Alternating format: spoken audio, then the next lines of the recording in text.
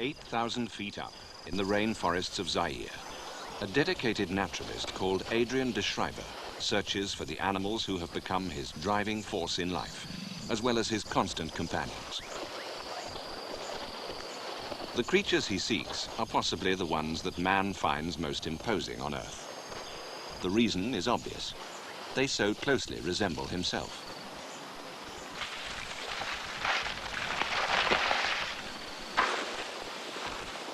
They're extremely shy, and the dense undergrowth in which they live makes observation appallingly difficult.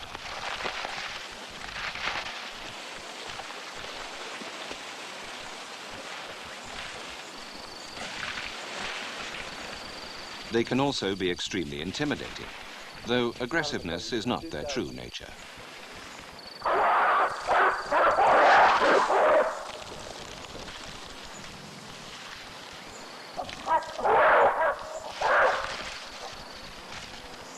Come. De Schrijver took 4 years to get gorillas to accept him, even though some of the adult males still charged him. Du calme, Casimir. Du calme.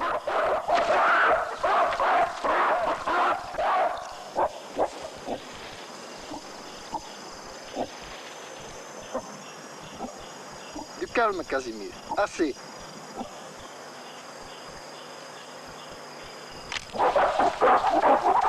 This is the story of an extraordinary man, Adrian de Schrijver, and his fight to save one of the last populations on Earth, of one of the rarest animals on Earth, the mountain gorilla.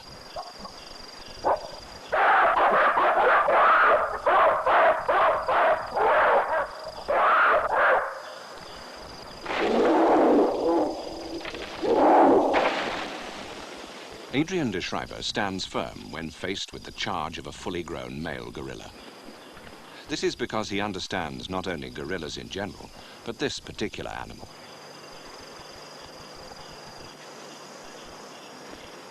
How true are the legends about the great ape who fascinates man by constantly reminding him of his own primeval origins?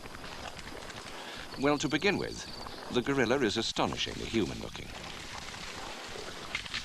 Everything written about his great strength is true, too. The muscles that can snap a 4-inch bamboo like a twig could pull a man apart.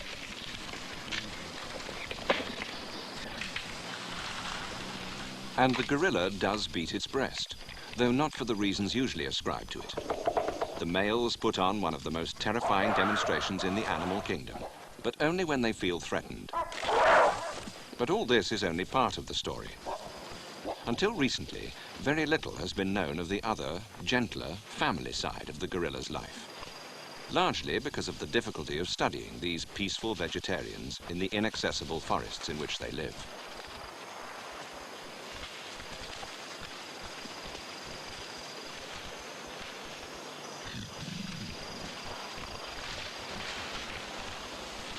The vast nation of Zaire, the former Congo, in Central Africa, contains small, isolated pockets in which live the few thousand remaining mountain gorillas. They're scattered over an area 300 miles long by 200 miles wide. One such concentration exists in the mountains to the northwest of Bukavu, on the Rwanda-Zaire border.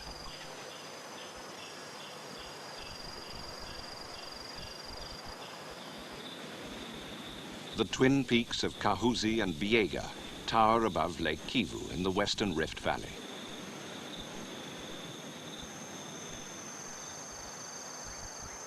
The peaks themselves are bare volcanic rock, their lower slopes heavily forested, making ideal habitat for the mountain gorilla, the largest of the great apes.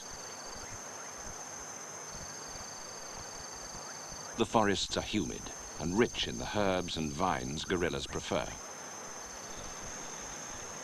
The forests start at around 6,000 feet. Below that, the fertile land has been cleared for cultivation. Once inside the trees, you're in a world that the layman would call jungle, and the scientist, rainforest. It's lush, dark, and smells richly of wet earth and forest herbs. Only the hum of insects and the cry of an occasional bird breaks the silence. Concealed in the 600 square kilometers of Kahuzi-Biega National Park are perhaps 250 mountain gorillas, some of the last of their species. The world they inhabit beneath the canopy of the trees is one of undisturbed, primordial peace.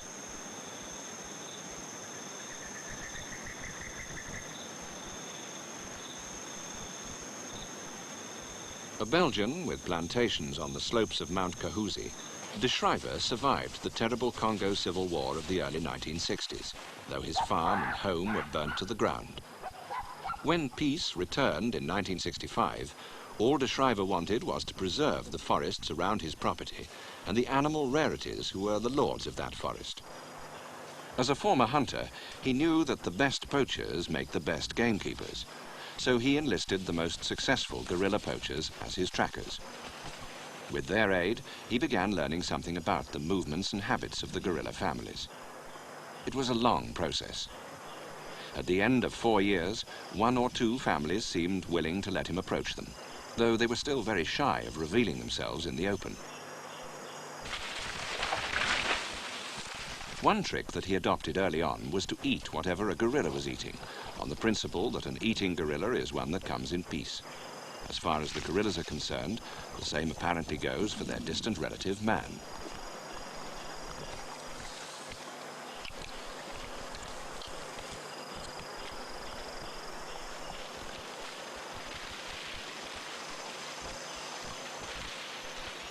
Slowly, De Schrijver began to understand the ways of the gorilla, and of one family in particular, the one dominated by a superb silver-backed male whom he called Casimir.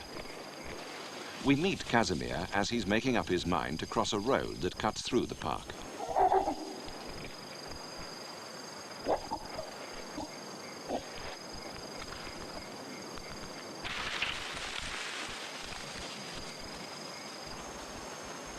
De Schrijver waits silently with his chief pygmy trackers, Mushabera and Pili Pili. He's been able to anticipate Casimir's intentions, but now he talks to him by way of reassurance. Come. Come.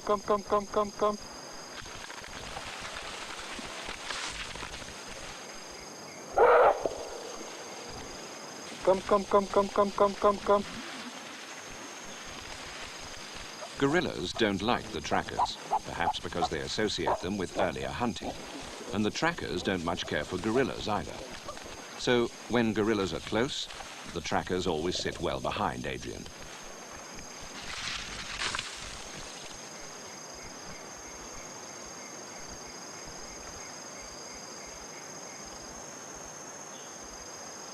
Come.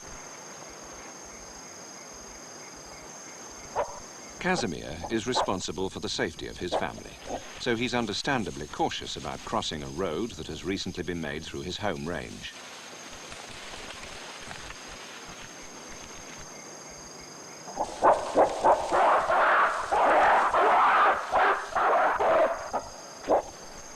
Casimir himself comes out first and stands guard, all 450 pounds of him. Then come the females and the young.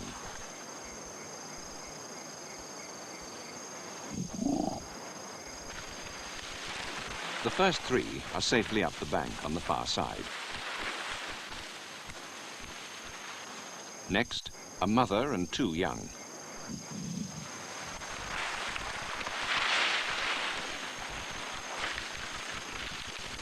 Satisfied that the coast is clear, Casimir is content to hand over guard duty to his subordinate males.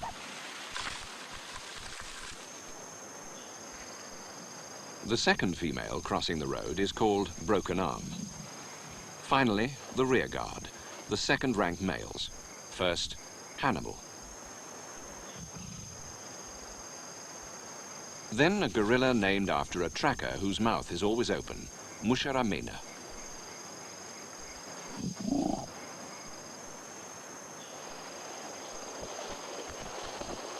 Casimir takes his family of 19 up the bank to be swallowed by the forest once more.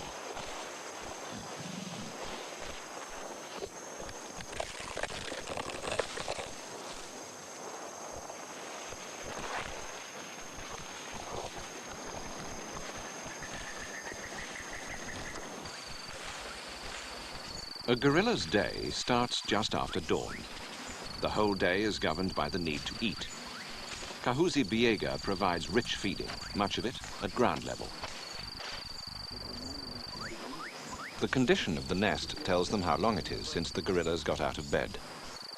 Mushabera produces a loose bunch of gorilla hair from a silverback. It's Casimir's.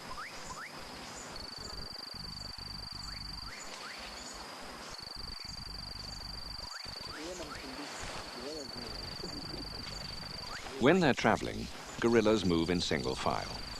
The trail will be harder to follow later when they spread out to feed. There are rotten logs to be crossed, giant nettles to be avoided, vines and creepers to be cut and parted. Sometimes the approach takes hours, even though torn shoots and nibbled leaves show that the gorillas are only a short distance ahead. Until they're close, Mushabera leads, cutting a trail with his panga. Often, the gorillas are heard long before they're seen.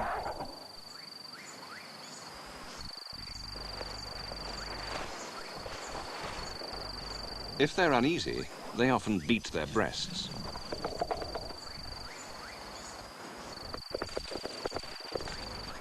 The noise is made by hitting the cupped hand on the chest.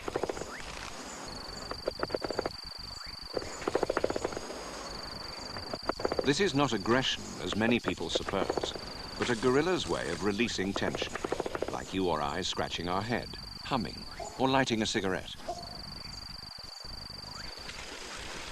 If they're feeding on a banana tree, the sound of tearing leaves can be heard hundreds of yards away.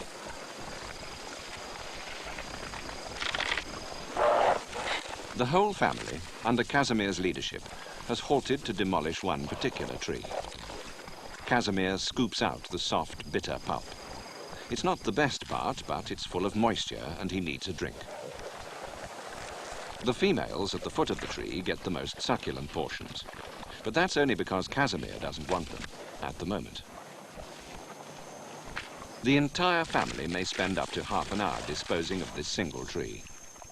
It's only one item on the menu in a 12-hour day, most of which will be spent eating, eating, eating. It's been estimated that an adult male gorilla disposes of 60 pounds of food, all vegetable matter, every single day of his life. Gorillas are highly selective feeders. They appear to know just what plants they want at any given time of day and season.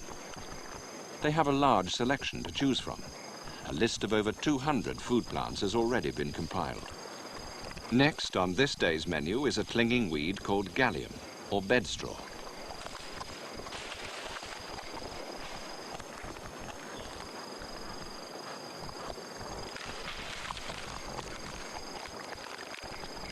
Once again, using his eating mind to approach Casimir, de Schrijver studies the great ape's technique for dealing with this troublesome weed.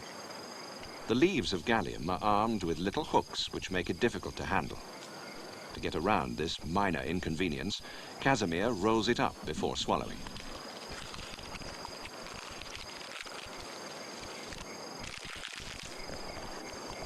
After years of contact, it appears that Casimir actually likes to meet de Schrijver, but always chooses an open space in which to do so. In the open, he no longer charges him. Just the same, de Schrijver often takes 10 minutes of cautious, step-by-step approach to get as close as this. Hannibal is number 3 male, not yet silver-backed. You can recognize him by his downturned mouth. He's an inquisitive animal, so that finally de Schrijver was able to approach him even more closely than Casimir. What follows is an incredible scene, because this time it seems to be Hannibal who wishes to make contact with de Schrijver, though at first the gorilla plays hard to get.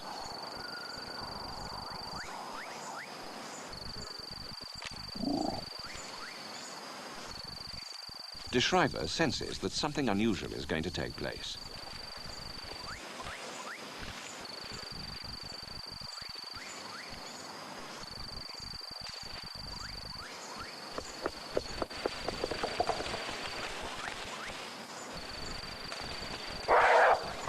Comme. Allez, ça suffit, assez.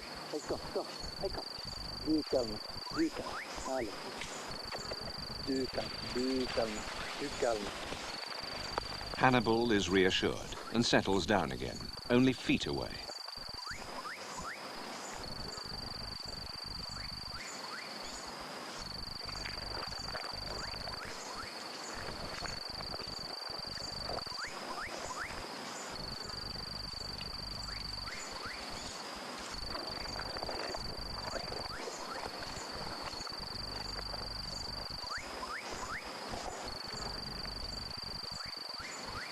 But de Schrijver is still certain something tremendous is going to happen. And suddenly it does.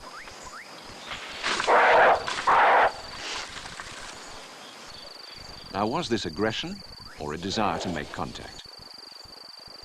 De Schrijver was totally unhurt, as action replay shows.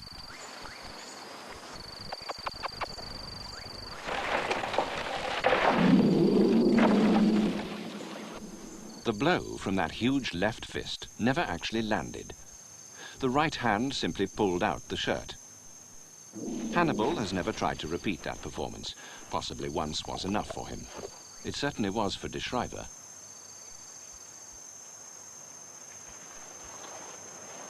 At midday, the guerrillas seek thicker cover, and de Schrijver once again follows them. They've been eating continuously since they rose from their nests just after dawn.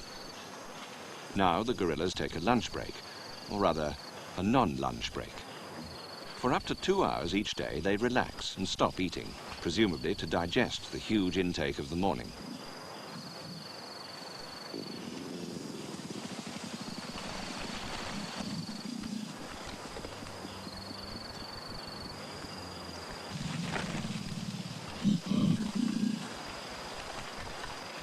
Complete peace falls over the forest. The sound of crashing branches and rending leaves stops. During this siesta period, the guerrillas groom and relax.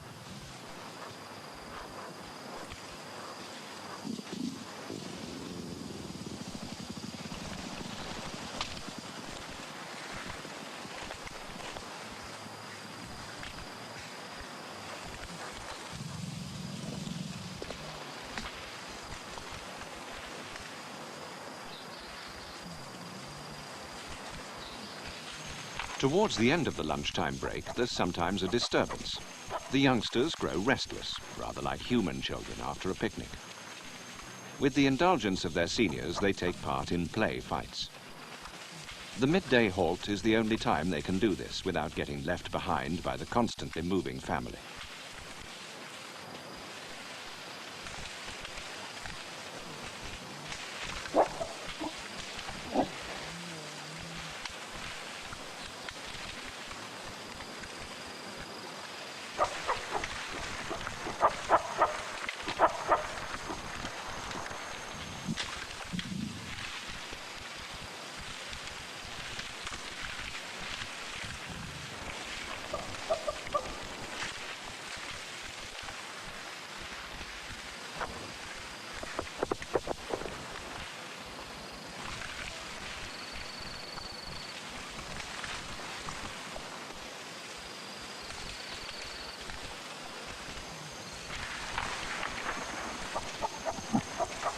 The lunchtime break is over, and the guerrillas move on again, this time foraging for vines in the trees. Previous observation in more open country suggested that guerrillas were cautious and rather clumsy climbers. In the forests of Kahuzi, where there are plenty of large trees to bear their weight, they show themselves to be extraordinarily agile.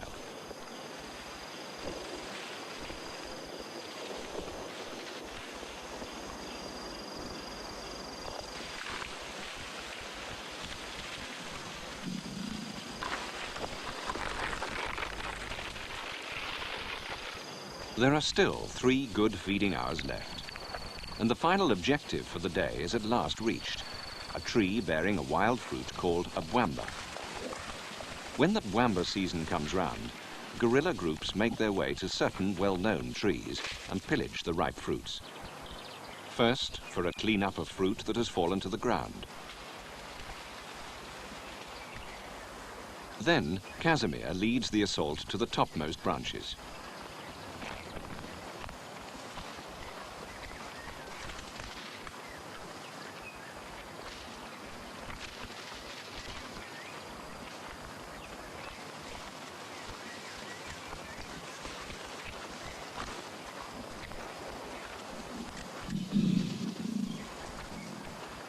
Musharamena follows next.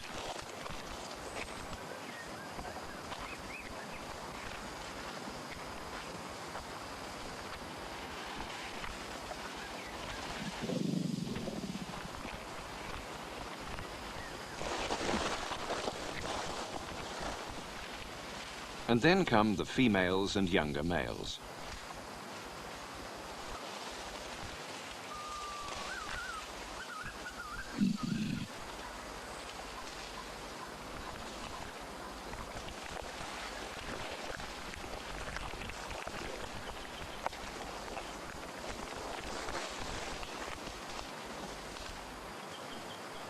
A youngster beats the branches, though it's hard to say why.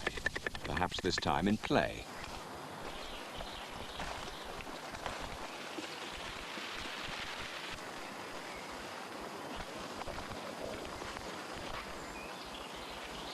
The Bwamba feast is over for the day.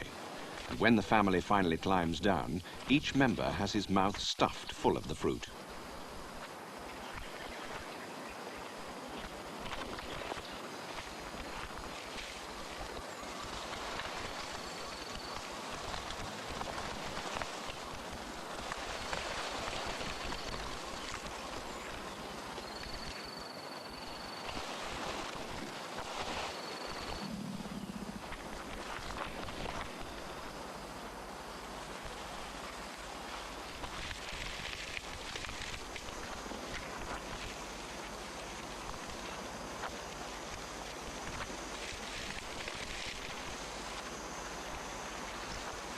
Now, Casimir will lead them to their night's resting place.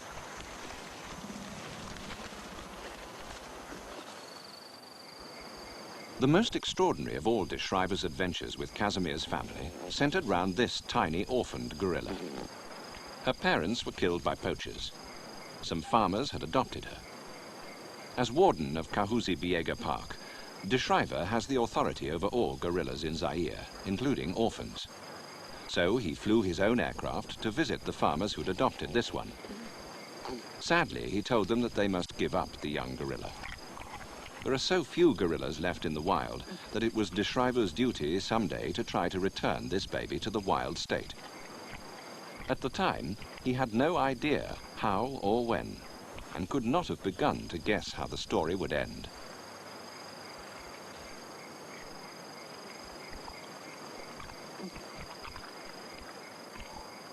As a start, he took the mini gorilla back with him to his house at Bukavu, on the shores of Lake Kivu, with the idea of teaching her some of the skills she'd need in the wild.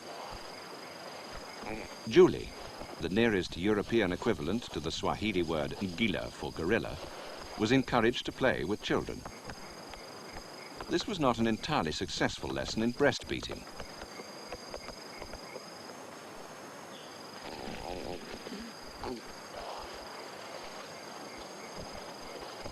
To a young gorilla, a bicycle offers the same sort of gymnastic opportunities as a young tree.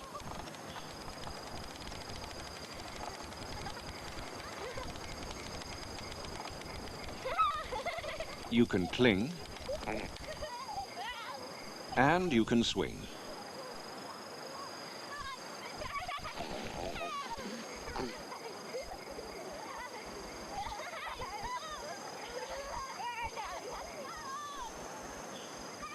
Adrian introduced Julie to the sort of companions she might eventually meet if he ever succeeded in releasing her into the wild, like this three-horned chameleon.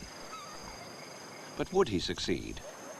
There was no previous record of an orphan being successfully adopted by a wild gorilla family.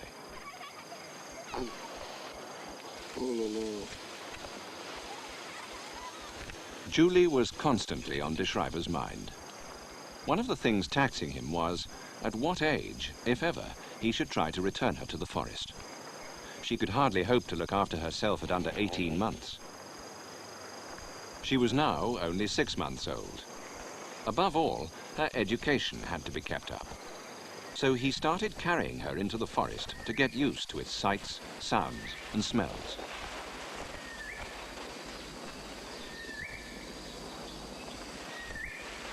What follows was completely unplanned. One day, De Schrijver decided to take Julie to meet Casimir's family to let her hear and become used to the sounds of wild gorillas. Hannibal was very close and obviously agitated.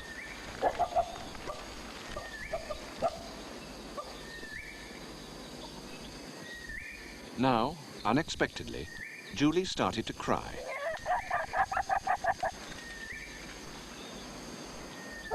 Even De Schrijver began to get alarmed. There was no way he could retreat. The gorillas were all around him.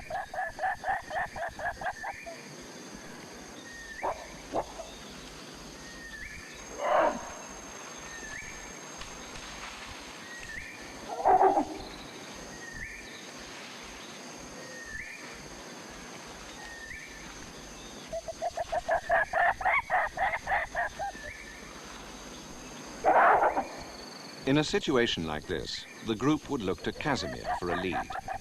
And suddenly they got it. Casimir, Casimir, du calme. Attention, Casimir, du calme, Casimir. Casimir. Attention, Casimir, du calme, Casimir.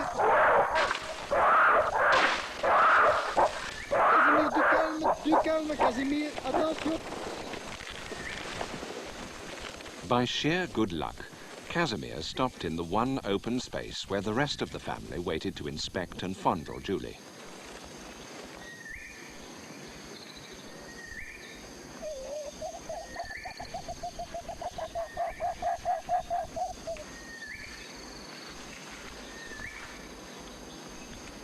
Casimir reappeared briefly to reassert his dominance over De Schrijver, whom he may well regard as another guerrilla leader. De Schrijver admitted afterwards that he only dropped Julie on the ground because he expected to be killed by Casimir. The whole kidnapping happened so quickly that it's only possible to see the details in slowed-up action.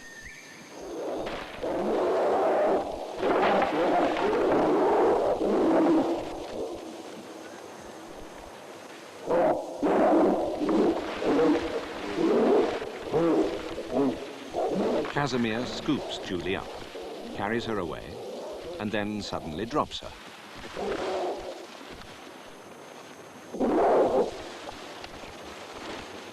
De Schrijver starts forward as if to try to recover her. But Casimir, who has never once taken his eyes off him, charges once again. This time, he successfully picks Julie up out of the undergrowth.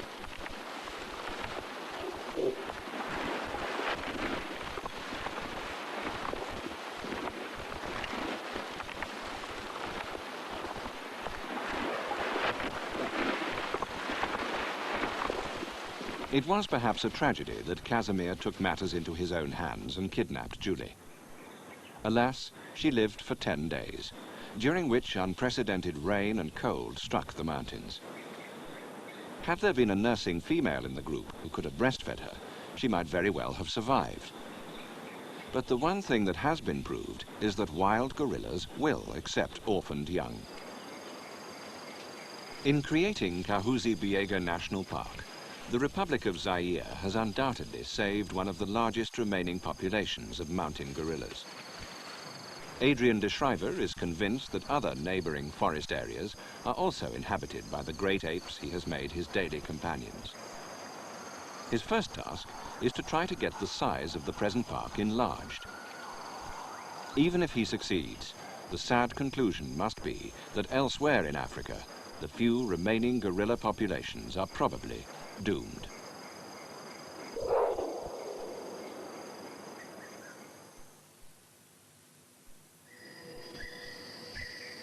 "5,000 miles to the east, the second of the great apes, the orangutan, is on the verge of extinction too.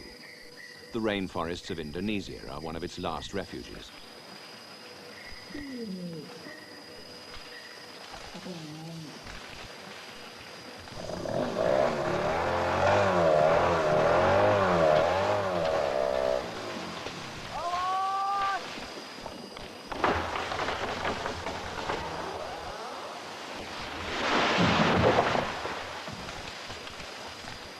This orangutan is doomed. When the small patch of forest in which he lives has been felled, there will be nowhere for him to live or to find a living.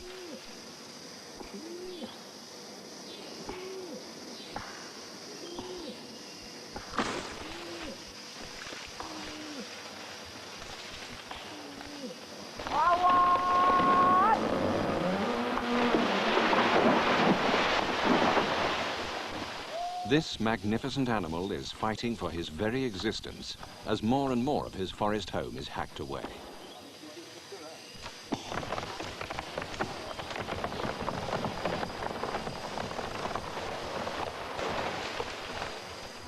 The rainforests of Sumatra and Borneo, the only places where this splendid ape now exists, are being chopped down at an incredible rate, usually for the timber, but sometimes to clear ground for rubber plantations and rice paddies.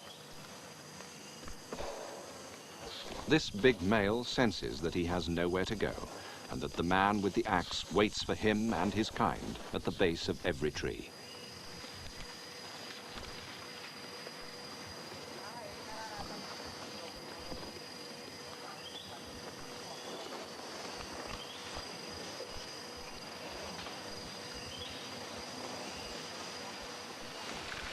He finds temporary refuge in a smaller tree. But that tree, too, is doomed. The name orangutan means man of the forest. Soon, there won't be any forests left for the gentlest of all the great apes.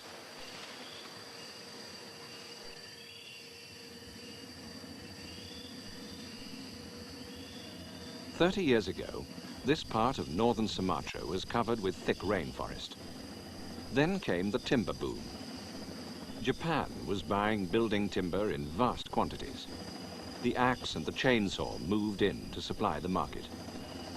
The fact that the man of the forest, the orangutan, is being deprived of a home is only one aspect of a natural disaster.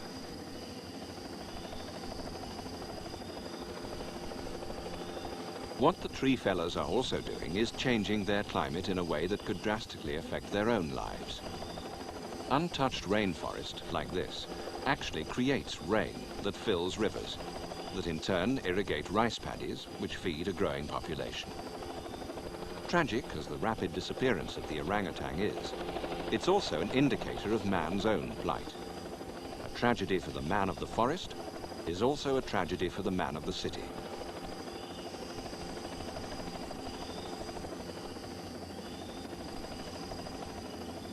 The orang once occurred all over Southeast Asia. Today, it's confined to forest areas in Borneo and Sumatra. Its best chance of survival is in the north of the Indonesian island of Sumatra. This has 2 orangutan rehabilitation centers at Ketambi and Bohorok. They're both in the Gunung Leuser Reserve.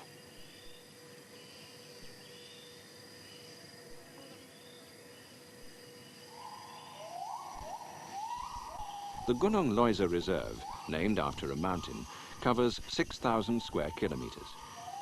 Just outside its boundaries, many of the trees have already gone. Inside the reserve, the undergrowth is impenetrable, a tangle of vines, ferns and bamboos at ground level, true jungle. The humidity is terrific, and above the tangle, the trees often stand 150 feet tall.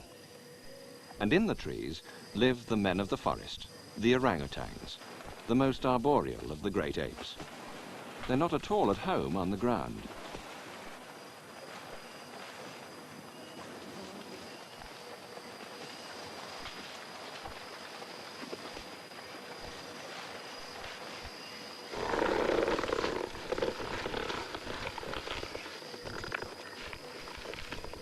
They're masters of the trapeze and high wire act, even youngsters like this one. He's only about 3 years old.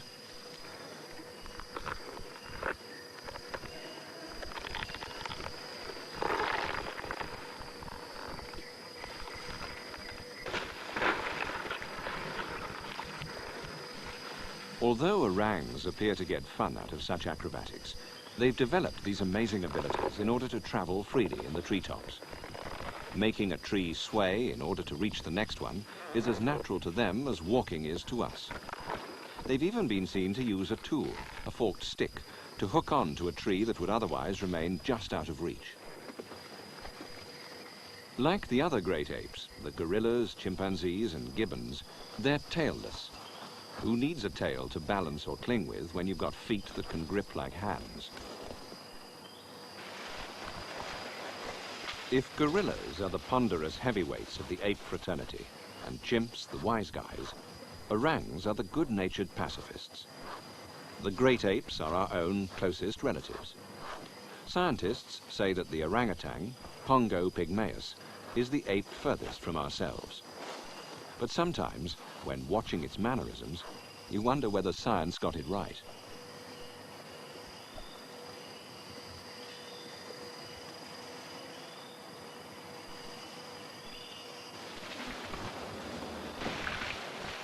Perhaps their peaceful nature is due to the fact that orangs have so few enemies.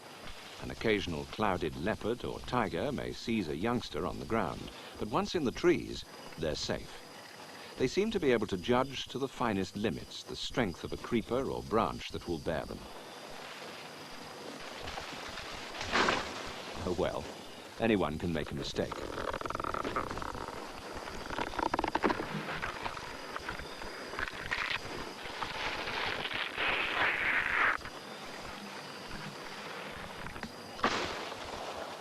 Orangs share very few domestic habits with their relations, the gorillas and the chimpanzees of Africa. But they do have this much in common. They build nests in the trees in which to spend the night.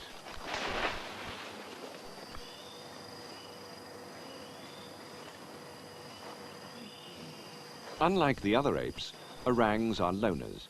They never go around in large family parties. It's a miracle how a male ever finds a mate. He does so largely by calling for one.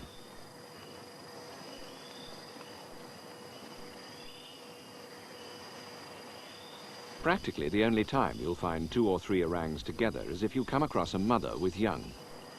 This well-grown youngster is still closely attached to its mother, who has another one, a very young baby, clinging to her breast.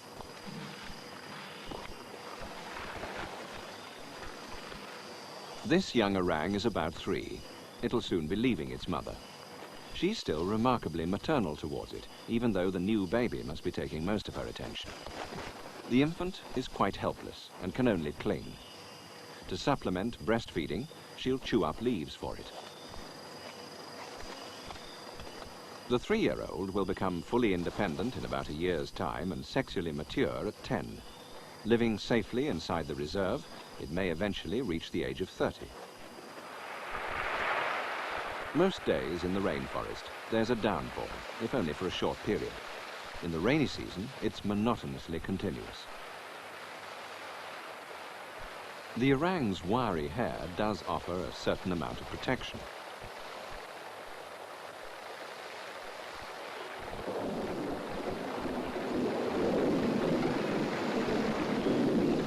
But if they find this is not enough, they try other methods.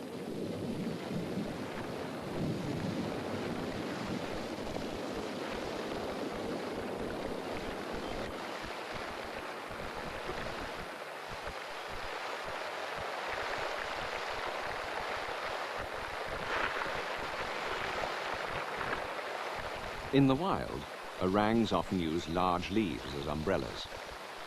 In the wild. But just how many orangs are there left in the wild? The short answer is pathetically few. An optimistic guess might be 10,000 all told, 2,000 of them in this reserve. Though copying the technique of his forest-dwelling relatives, this orangutan is very much not in the wild. He's a captive, one of the many throughout Indonesia, a potential recruit for the dwindling army in the forest. His days of captivity are over. The sign says Bohorok Orangutan Rehabilitation Center. The center's job is to train captive orangs to become wild again. Monica Borner is one of the 2 Swiss rehabilitation specialists who run Bohorok Station. Part of her job is to talk the owners of captive orangs into giving up their pets. This ape belongs to the crew of an oil drilling rig. Belongs is the wrong word. For 40 years, it's been illegal to kill, capture, keep in captivity or sell an orangutan. But no one has taken much notice of this law until recently. The oil crew got this orang as a baby. Now it's grown too big for comfort, theirs as well as the apes. Monica Borner didn't even have to persuade them to give it up, once they heard of the work of Bahorok Station.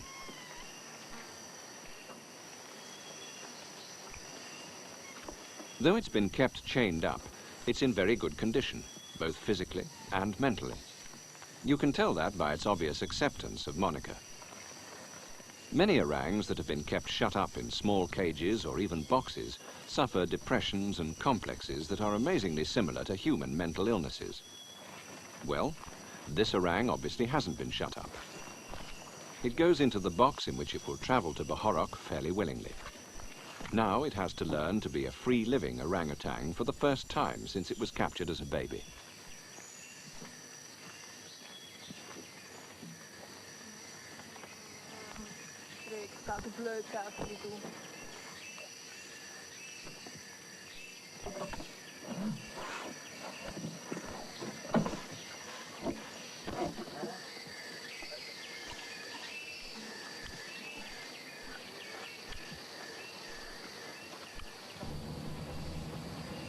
Many of the rescued orangs have been brought to Bahorok by the wardens of PPA, Indonesia's increasingly active conservation organization.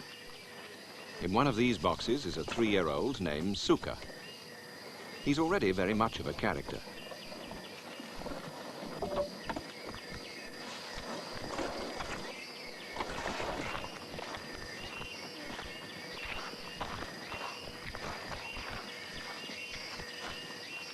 Anyone who has worked with orangs soon discovers that they are as much individuals as humans. It's a mile walk from the end of the road to the edge of the forest reserve. The turbulent Bahorok River marks the boundary.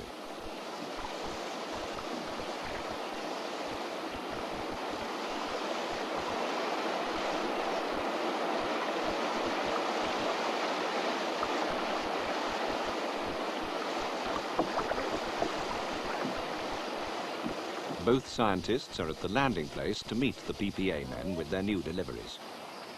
Regina Fry is the first to greet Suka, then Monica Borner. The second orang was later named Purba, after the station's driver. Funds for Bahorok Rehabilitation Center are provided by the Frankfurt Zoological Society. It's backed by the World Wildlife Fund, and of course gets full support from the Indonesian government.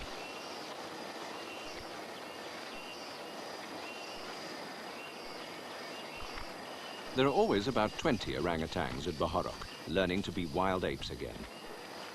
After a quarantine period, all but the very young live in the forest all day. In mid-afternoon, they come swinging in from all directions for a free meal.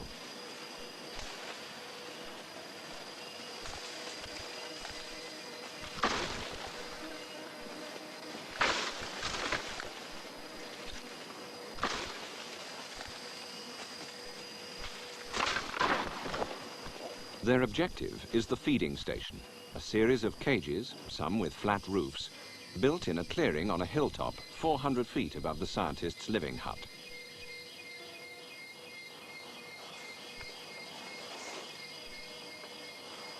Either Monica Borner or Regina Fry attends every feeding session.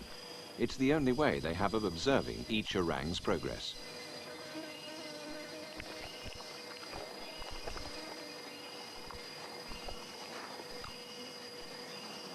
Punctuality for meals is not insisted on. In fact, it's a good sign if you turn up late. It tends to show less dependence on a free handout. Curious personality trays show up at the feeding station. These two are the same unusually dark color. They're not twins, they're not even related, but they are always together, even in the forest. The tea party always includes milk, especially for the younger ones. But this doesn't stop the bigger orangs from muscling in.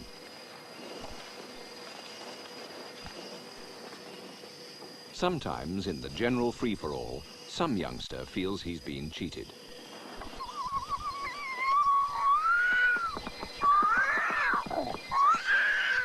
The thrower of the fit is Olib.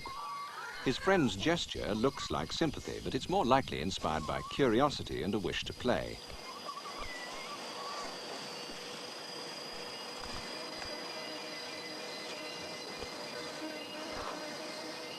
Sometimes the rangers bring the milk in bottles to prevent the orang stealing it.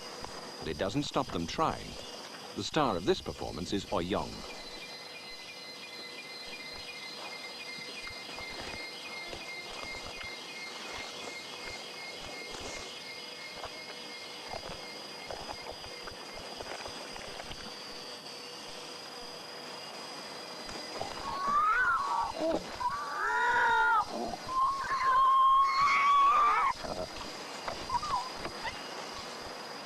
And, just like a naughty child, Oyong comes back to try again.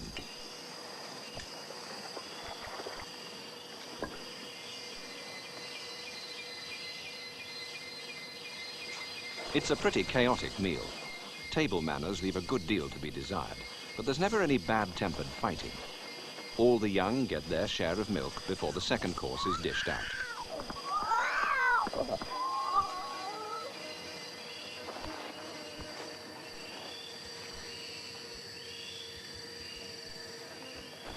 If you asked anyone what they'd give an orangutan to eat, they'd probably say bananas.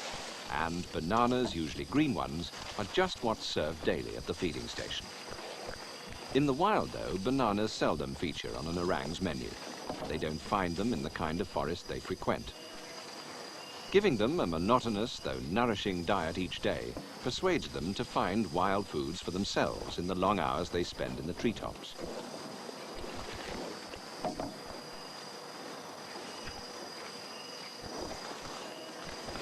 That's Suka, looking after his own interests as usual.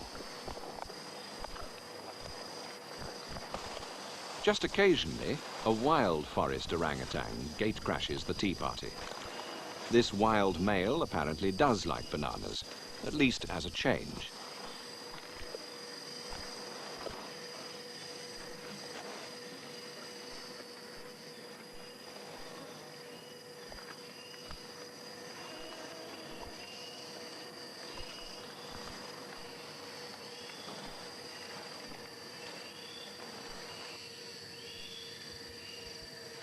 One of the most difficult jobs for the rehabilitation center is to catch threatened orangs still in the wild.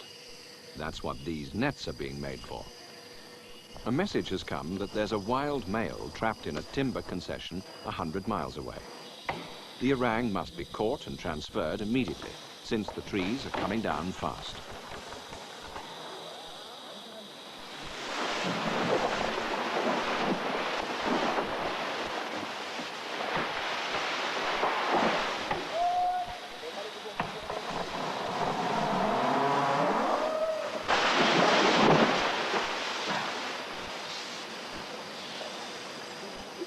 Regina's plan is to isolate the orang in one large tree.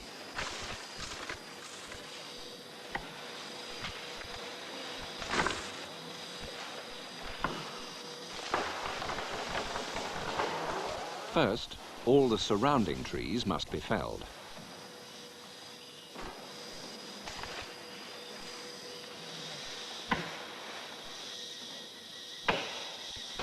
Shaking and throwing down branches is the limit of aggression these peaceful animals ever reach, even when sorely pressed.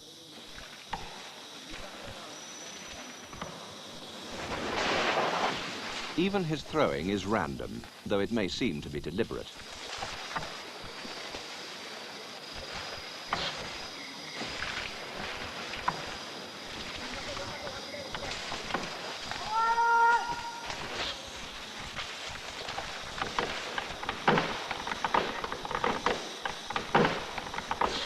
With the felling of the tree on the right, the orang is isolated at last.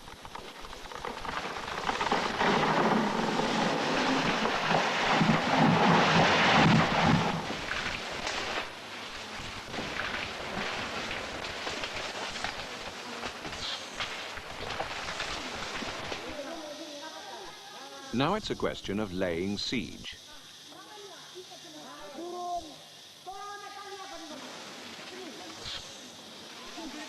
The nylon nets are laid round the base of the tree.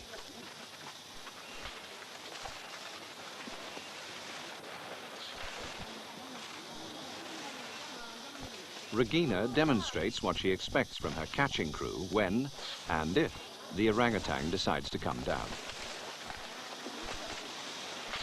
The tactic now is to try and get a man up above the ape.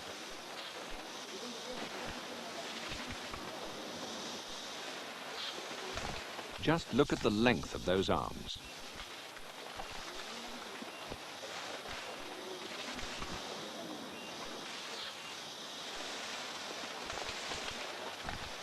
That's 70 pounds of orang swinging around there like a trapeze artist.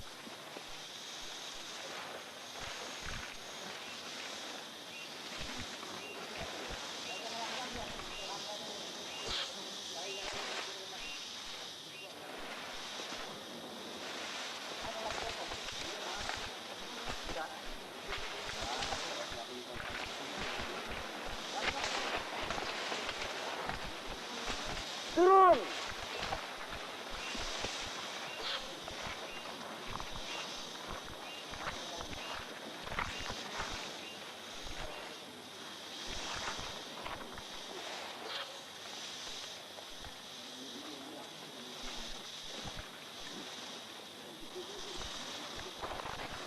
He's isolated himself on a liana, a thick creeper hanging from the main trunk. He knows there's a man above him and many men down below. Typically, he makes almost no noise beyond a rather pathetic smacking of the lips.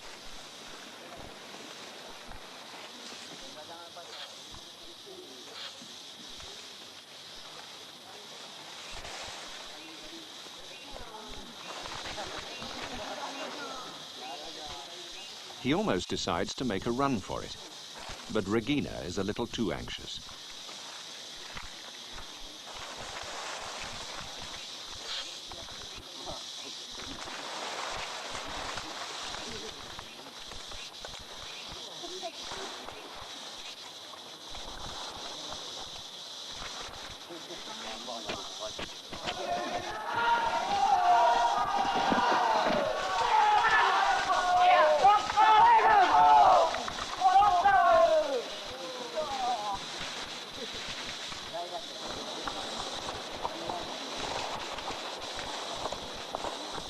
Even in what must be a terrifying situation, this young male, in full pride of his enormous strength, doesn't think of putting up a fight.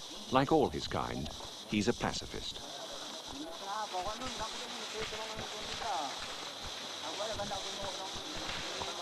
And it's all over. Regina has already given him a shot of tranquilizer. His magnificent tree will now be cut down, like all the rest. Like far too many other trees all over Borneo and Sumatra. She'll take him to Bohoruck and let him go in the reserve where he can live out his life secure from buzzsaws, axes, and the wholesale destruction by the timber companies.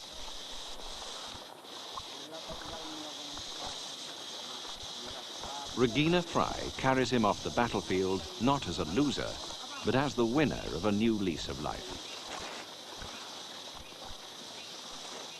When a batch of orangutans is ready for return to the wild, they're released 15 miles from the station. This stops them finding their way back to become dependent again. By then, they must be able to do three essential things: feed themselves, travel in the trees, and make treetop nests for the night. Learning the basics of living wild often takes 6 months.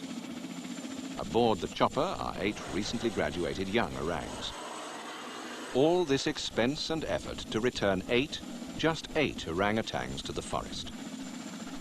In 3 years, Monica and Regina trained and released just 30 orangs. Another Sumatran center at Katambi achieved much the same. But is the effort worth the result? When the world population of an animal is down to a probable total of only 10,000, the answer must be yes. But only provided that the primary forest in which the orangs live can be preserved. In the reserve, this seems certain, if only because much of it is mountainous and unsuitable for logging. But there's not much hope elsewhere.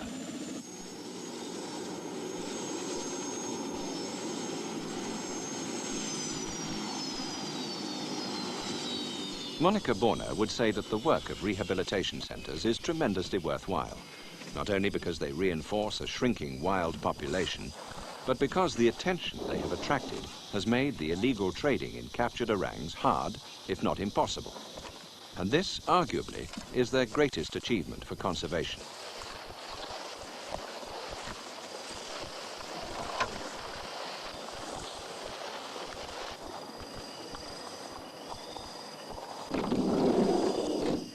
The passengers have all disembarked. Monica stays behind to make the releases and ensure that the orangs get away to a good start.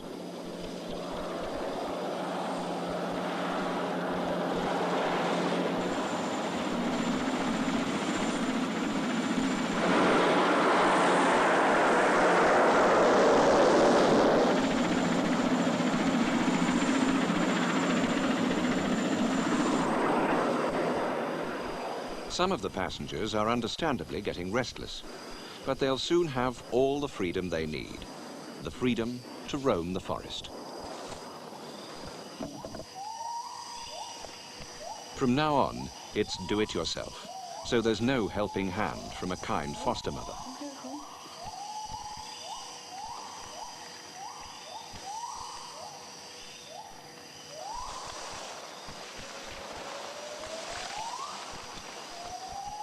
One of the disappointing things about these releases is that it's impossible to follow the apes once they're set free. Even if you could put a radio transmitter on them, you could never follow its signals on foot. The jungle's too thick. And there's no way you could persuade an orangutan to wear a larger transmitter that could be traced by an aircraft. So it's largely an act of faith, though some of the released orangs have been spotted close to the river. Perhaps a little sadly, Monica watches them for the last time, hoping that they will soon disappear. It really is unthinkable that mankind should have put the orangutan in peril of its very existence. It's criminal enough when any species is pushed to the edge of extinction by greed or negligence. But with the orangutan, the crime seems much more than mere negligence. It feels very like murder.